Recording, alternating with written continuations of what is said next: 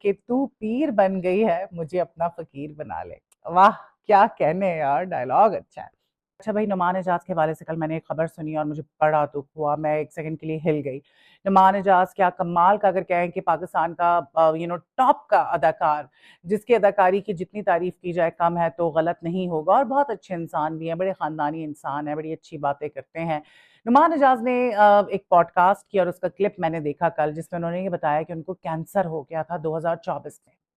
और कैंसर उनको जून के महीने में डायग्नोस हुआ और उसके बाद उन्होंने कहा कि जब मुझे कैंसर हुआ तो मैंने ऊपर देखा, यानी कि अल्लाह से रुजू किया और अल्लाह से कहा कि अल्लाह ताला, मैंने कभी किसी का हक नहीं मारा, मैंने किसी के साथ गलत नहीं किया, तो तू जो है ना, बस मुझे उस चीज़ से मत गुजारना। मतलब तू नहीं चाहेगा तो मैं अगली सुबह भी नहीं देखूंगा। हर इंसान को अल्लाह ने एक काम दिया हुआ होता है और वो तूने काम करवाना होता है, उसके लिए तूने दुनिया में भेजा होता है। तो तू जो है ना, बस मुझे बिस्तर से मत लगाना। उनका कहने का मकसद ये था कि चलता फिरता उठा लेना, बिकॉज़ जब ट्रीटमेंट होता है कैंसर का, जिनके घर में कोई भी इस तरह का, अगर आपने, because I have lost my mom to cancer when I was a kid, तो आप लोगों को अंदाज़ा होगा कि भई कैंसर जब होता है किसी को आपकी फैमिली में, तो आप भी अज़ियत से गुज़रते हैं, बिकॉज़ आपसे तकलीफ़ नहीं देखी जाती उनकी।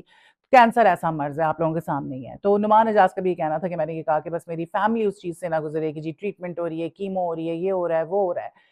फिर जो सबसे ज़बरदस्त बात की नुमान एजाज ने, और उस पे मैं व्लॉग वाले चैनल पे सोनिया रॉ ऑफिशियल पे डालूंगी भी इंशाल्लाह vlog, I am going to share my experience, because 2023 में अ, मैं समझे कि मरते-मरते बची हूँ। और क्या इम्पोर्टेंट रोल जो है सूर्य रहमान ने मेरी लाइफ में प्ले किया, उसके बारे में I so want to talk about and I will make sure कि एक आधे दिन में मैं उस पे अपने व्लॉग्स वाले चैनल पे डालूंगी। तो नुमान एजाज ने बताया कि उनके एक दोस्त आए और उन्होंने नुमान एजाज को कहा कि भाई तुम जो है ना सूर्य रहमान सुनो, सूर्य रहमान पढ़ो। और उन्होंने वो किया और उसके बाद उनकी जो है ना एक्सपेक्टेड थी कीमो। और उनका जो फेस पे ट्यूमर था उसको तो डॉक्टर्स ने रिमूव कर दिया, और जो उनकी बॉडी में ट्यूमर था उसकी जो है कीमो शुरू होनी थी नेक्स्ट डे, और उससे एक दिन पहले जो है डॉक्टर्स ने उनको कॉल करके कहा कि वो तो it disappeared, your tumour basically disappeared. ये है अल्लाह के काम, ये है अल्लाह के कलाम की बरकत। बस आपका यकीन जो है ना वो पुख्ता होना चाहिए। देखिए, मौत तो बरहक है। हम दुनिया में इतने मगन हो जाते हैं ना, हम भूल जाते हैं कि मरना भी, मरना तो है, चलते फिरते लोग जा रहे हैं। मैं सोशल मीडिया अपना पिछले कुछ दिनों से, बल्कि काफ़ी महीनों से, जब सोशल मीडिया खोलो, जवान-जवान लोग किसी न किसी वजह से डेथ हो जा रही है, पूरे-पूरे फैमिलीज़ बह जा रही हैं, तो जाना तो सबने है। लेकिन सूर्य रहमान जो है ना, वो एक इलाज है, बहुत सारी चीज़ों का इलाज है। अगर आपकी ज़िंदगी लिखी है ना, और आपने, वो तो अल्लाह ने कह दिया है ना कि भई इलाज करवाना सुन्नत है, तो आपने इलाज करवाना है, रूहानी इलाज भी करवाना है, अल्लाह से रुजू करना है सबसे पहले, और साथ फिर आपने जो ट्रीटमेंट है वो भी करवाना है। और अल्लाह के लिए कुछ मुश्किल नहीं है। वो कहते हैं ना, मौत का वक़्त मुकर्रर है, बेशक मुकर्रर है, लेकिन अल्लाह के लिए कोई मसला नहीं है। मैं कहती हूँ कि हो सकता है कि आपका वक़्त डिसाइडेड है और अल्लाह ताला सोच ले कि नहीं, अभी इसको मैंने नहीं बुलाना। ये गिड़गिड़ा के मुझसे माँग रहा है कि मैंने रुकना है, मैंने जीना है, मैं नहीं बुलाता इसको। सो सूर्य रहमान के हवाले से उन्होंने ये बात की, and honestly speaking I have seen a lot of people in my life जो बहुत ज़्यादा बीमार थे और उनके बचने के चांसेस बहुत कम थे, और सूर्य रहमान की बरकत से अल्लाह ताला ने उनको दोबारा सेहत दी। हम लोग जो है ना टाइम नहीं निकालते हैं, हमें टाइम निकालना चाहिए। मेरा तो खैर सुबह का होता है वो एक रिचुअल के उठ के ये दुआएँ पढ़नी है, लेकिन बाज़ औक़ात लापरवाही हो जाती है, बाज़ औक़ात कुरान पढ़ना भूल जाती हूँ, दुआएँ-शुआएँ पढ़ रहे होते हैं। और सूर्य रहमान का आई प्रॉमिस्ड माय सेल्फ कि मैं डेली पढ़ा करूँगी, लेकिन बहुत दिनों से मैं नागे कर रही थी, और मैंने जब कल ये क्लिप देखा तो आज उठते ही मैंने सूर्य रहमान पढ़ी। और सूर्य रहमान पढ़ने का क्या तरीका है, क्या करना है, क्या नहीं करना, वो इंशाल्लाह मैं अपने व्लॉग में आपको बताऊँगी और शेयर करूँगी अपना एक्सपीरियंस कि किस तरह से मैंने क्या फ़ील किया, सूर्य रहमान की बरकत से क्या चेंजेज़ आए मेरी ज़िंदगी में। सो बहुत मुझे खुशी हुई कि नुमान एजाज़ अल्हम्दुलिल्लाह अल्हम्दुलिल्लाह ठीक है, और अल्लाह ताला उनको सेहत तंदुरुस्ती वाली ज़िंदगी दे। सेहत से बढ़ के कुछ नहीं है। तो अल्लाह पाक हम सबको सेहत तंदुरुस्ती वाली ज़िंदगी दे, जो मेरे चाहने वाले हैं उनको, और चलता फिरता इस दुनिया से उठाए, मोहताज ना करे किसी का। मोहताजी बहुत बुरी चीज़ है। अच्छा जी, अब जो है हम बात कर लेते हैं रमशा खान के हवाले से। भई रमशा खान जो हैं, उन्होंने एक्सक्लूसिव स्टेटमेंट दी है अपने पर्दे के हवाले से, क्योंकि बड़ी बात हो रही थी कि रमशा खान ने पर्दा क्यों किया हुआ था, खुशहाल खान और वो आए, उन्होंने मास्क लगाया हुआ था, रमशा खान ने ग्लासेस भी लगाए हुए थे। और मैंने पहले भी कहा था इट्स अ पर्सनल चॉइस, हमारे कहने से तो वो कुछ नहीं करेगी। अलीशा खान, उसकी बहन की शादी थी, उसका भी मैं फोटोशूट देख रही थी और मैंने कहा क्या हो गया है, कितनी वल्गर है वो, किस किस्म की हरकतें कर रहे थे वो मियाँ बीवी वलीमे पे, वो मैंने क्लिप देखा। नंग पड़ंग तो वो हैं ही खातून, मिनी स्कर्ट शॉर्ट्स में वो फिर रही होती हैं, लेकिन जो हरकतें कर रहे थे, शर्म आ रही थी देख के।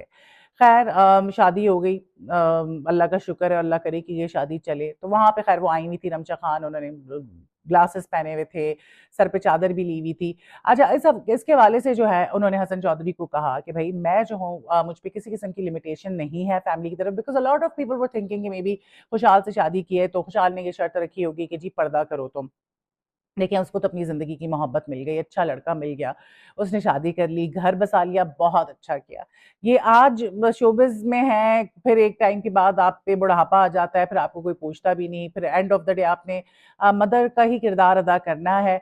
बस आपने जी लिया अपना टाइम, आपने एज़ अ हीरोइन भी काम कर लिया, आपने फ़ेम भी देख लिया और शायद रियलिटी चेक रमचा को मिल गया हो कि शोबिज़ की क्या हकीकत है, तो उसने बहुत अच्छा किया, अपना घर बसा लिया और वो नहीं चाहती, जो अभी हसन चौधरी को भी उसने कहा, तो वो यही कह रही थी कि भई मैं कैमरे के सामने नहीं आना चाहती और मैं चाहती हूँ कि मेरी ज़िंदगी जो है ना, मैं एक प्राइवेट ज़िंदगी गुज़ारूँ और मैं नहीं चाहती कि मेरे नाम के हैशटैग्स इस्तेमाल हों।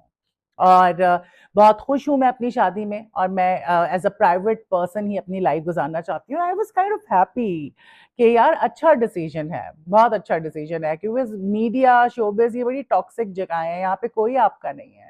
यहाँ पे कोई आपका सगा नहीं है, यकीन जाने ये बहुत बहुत बुरी दुनिया है, ये ना विशियस सर्कल है।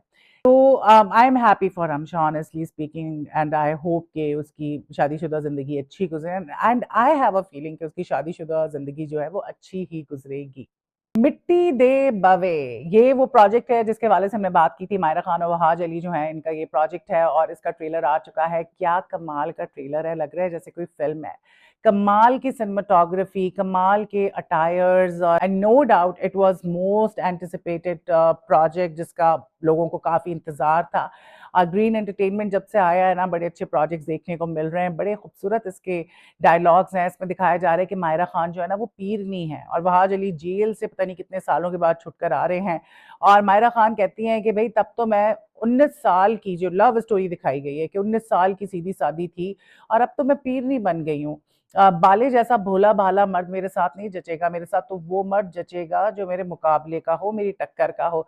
आप फिर दिखाते हैं वहाज अली खान कह रहे होते हैं मायरा खान को तो कि तू पीर बन गई है, मुझे अपना फकीर बना ले। वाह, क्या कहने यार, डायलॉग अच्छा है।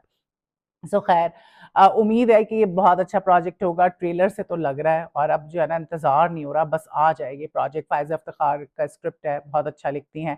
सो लेट्स सी कैसा होता है ये project. I am quite excited because यार अच्छी चीज़ें चाहिए देखने के लिए। क्या एंटरटेनमेंट है पाकिस्तान में इसके अलावा? ड्रामे ड्रामे देख लो, डिनर पे चले जाओ, बाकी तो इतना कुछ है नहीं। अच्छा, साथ-साथ हम बात कर लेते हैं अमर खान की। भई अमर खान और रजब भट्ट की एक वीडियो वायरल हो गई और उसमें हमने देखा कि वो वैनिटी वैन से निकलते हैं और वो पहली दफ़ा लोगों को पता चला कि शूट चल रही है। रजब भट्ट जो है वो मूवी कर रहे हैं। अब रजब भट्ट को कोई दूसरा तो ले नहीं सकता था एज़ अ हीरो और अपनी ज़ात में रजब भट्ट बहुत बड़े हीरो हैं। तो रजब भट्ट ने खुद जो है फ़िल्म प्रोड्यूस की। कुछ अरसे पहले रजब ने कहा भी था कि मैं अरबपति हो गया हूँ और वो कैसे हो गए आप लोगों के सामने है। एक सीधा-साधा सा लड़का था, एक स्टोर में काम करता था, टिकटॉक और ये चीज़ें कर करा के अल्लाह ने उसको इज़्ज़त दी, शोहरत दी। इज़्ज़त तो नहीं दी, लेकिन शोहरत ज़रूर दी। बहुत पैसा उसने बनाया और फिर जिस तरह की कंट्रोवर्सीज़ में एक्स्ट्रा मैरिटल अफेयर्स हो गए, बीवी के साथ जो चीज़ें वो करता रहा और फिर तरह-तरह की कंट्रोवर्सीज़ का वो शिकार रहा। बच्चे बड़े उसके फ़ैन हैं भई, अब मुझे समझ नहीं आता बच्चों का क्या कर सकते हैं। ख़ैर अमर खान को उन्होंने एज़ अ हीरोइन कास्ट किया। अब उस पे जो है बड़ा ही ज़्यादा अमर खान को बैकलैश मिल रहा है कि भाई इससे तो बेहतर था कि तुम जॉबलेस ही रहती। और किसी ने लिखा कि both are the same, no one else would have cast them. फिर किसी ने लिखा कि what was the need Amar. तो तरह-तरह की बातें हो रही हैं। अमर खान पे काफ़ी इस वक़्त जो है बैकलैश उनको मिल रहा है कि जी रजब के साथ वो मूवी कर रही हैं। एक आर्टिस्ट जो होता है बस उसको काम करना होता है और सबकी अपनी पर्सनल चॉइस है। क्या कह सकते हैं। रजब बट अगर कंट्रोवर्शियल है तो हमारी बड़ी-बड़ी सेलिब्रिटीज़ जो हैं उन्होंने भी बड़े गुल खिलाए हुए हैं, कोई भी दूध का धुलावा नहीं है। पर्सनली मैं समझती हूँ कि मुझे पर्सनली रजब भट्ट नहीं पसंद उसकी हरकतों की वजह से, वरना कोई हमारा पर्सनल तो मसला है नहीं कि हम उससे दुश्मनी पकड़ लें, लेकिन जो गलत है वो गलत है। अच्छा, नेमल खावर की भी रिसेंटली पिक्चर जो है वायरल हुई और उसमें थोड़ा-सा उनका फेस चबी लग रहा था, still she was looking very beautiful. उस पे जो है लोगों ने बहुत ज़्यादा ट्रोल करना शुरू कर दिया और बड़ी अजीब-सी बात है, औरतों को तो जीने ही नहीं देते इस माशरे में। औरत मोटी क्यों हो गई है, पतली हो जाएगी तो पतली क्यों हो गई है, रंग क्यों दब गया है, ऐसे क्यों हो गया है, वैसे क्यों हो गया है? भाई इंसान है औरतें। इंसान है, तुम लोगों ने क्या मोल्ड बना लिया है, एक सांचा बना लिया है कि जी इसी में फिट होनी चाहिए। कौन सा तरीका है यार, what is this going on. अब वो नेमल खावर की वो जो पिक्चर्स थी वो वायरल हो गई, अब उस पर इतनी बात हो रही थी, फिर नेमल ने जो है उस पर स्टोरी लिखी और नेमल ने क्या कहा, वो मैं आपके साथ शेयर करती हूँ। नेमल का बेसिकली कहने का मकसद ये था कि अफसोस होता है लोग कितनी आसानी से किसी औरत के जिस्म पर तबसरे करते हैं, तनकीद का निशाना बनाते हैं उसे, और मेरा जिस्म आज वैसा नहीं है जैसे 5 साल पहले था।